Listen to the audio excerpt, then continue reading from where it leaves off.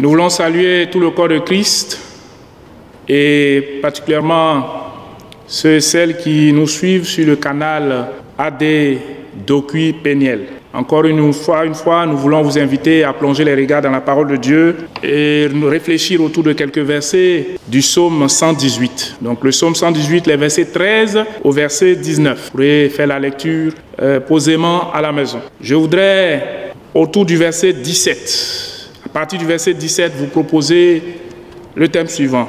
Et c'est une confession de foi. Je ne mourrai pas, je vivrai pour raconter les œuvres de l'Éternel. Oui, je ne mourrai pas, mais je vivrai pour raconter les œuvres de l'Éternel, dit David. David, donc, l'auteur de ce cantique, nous le savons bien, avait écrit dans l'un de ses chants précédents ce qui suit, et je lis: « Le malheur atteint souvent le juste, mais l'Éternel l'en délivre toujours. » Le psaume 34 et le verset 20. Ici, l'homme de Dieu revient pour confirmer cette assertion et il va même plus loin en se fondant sur son expérience personnelle avec le Seigneur. En effet, David a bénéficié à plusieurs reprises de la délivrance divine. Il est donc en droit de confesser ceci. Certes, l'Éternel m'a châtié, mais il ne m'a pas livré à la mort. Le verset 18. Bien-aimés frères et sœurs, nous voulons dire qu'il peut arriver que tout enfant de Dieu,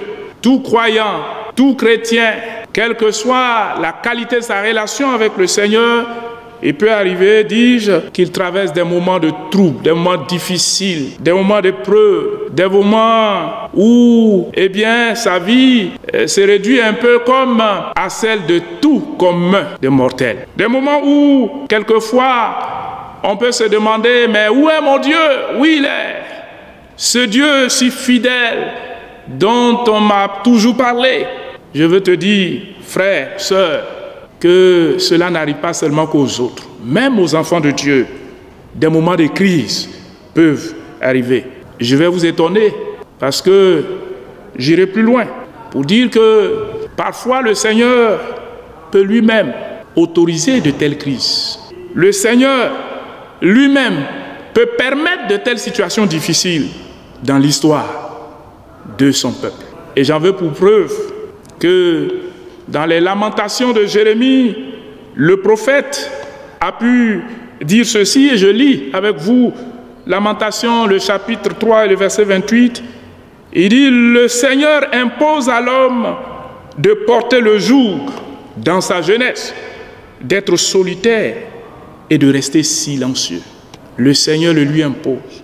Dans les évangiles, nous lisons qu'un jour, Jésus obligea ses disciples à monter dans une barque et à passer de l'autre côté. Matthieu, le chapitre 14 et le verset 22. Oui, il peut arriver que Dieu nous impose des moments difficiles. Il peut arriver que Dieu nous oblige à passer par des situations dont nous n'avons pas envie. Mais avec David, je veux dire avec foi ceci: je ne mourrai pas, alléluia.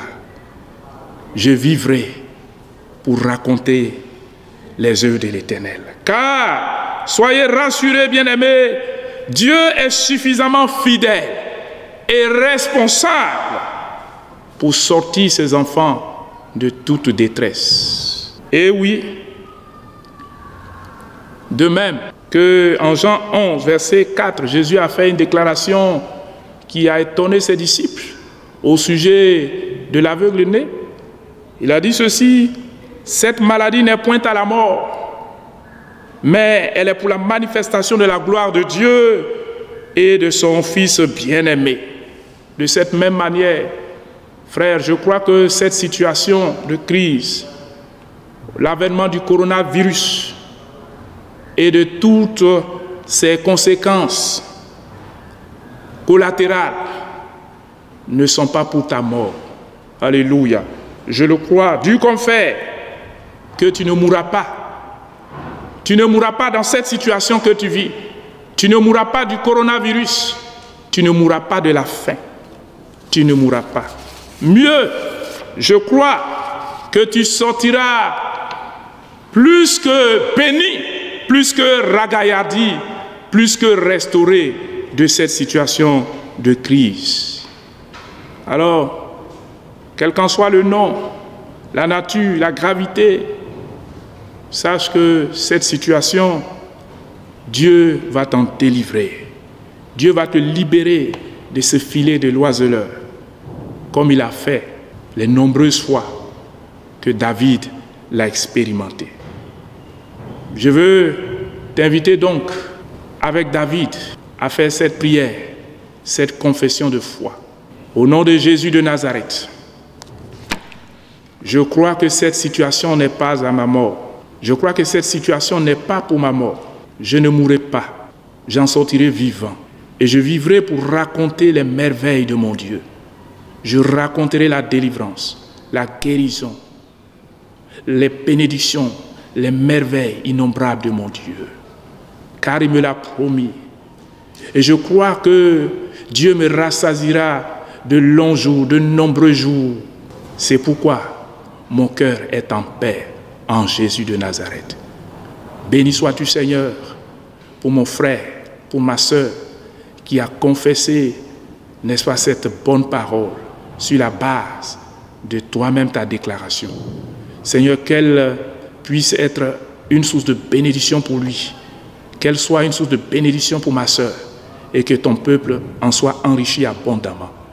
Seigneur, par ces temps difficiles où l'esprit de mort a tendu ses filets sur toute la race humaine, je prie que ces mailles soient brisées, détruites, que ces liens soient consumés par le feu dévorant de l'Esprit de Dieu, et que l'Esprit de la vie, l'Esprit de la vie, l'Esprit de la vie soit répandu en abondance sur ton peuple, pour que les uns et les autres vivent, et qu'ils vivent pour ta gloire, au nom de Jésus.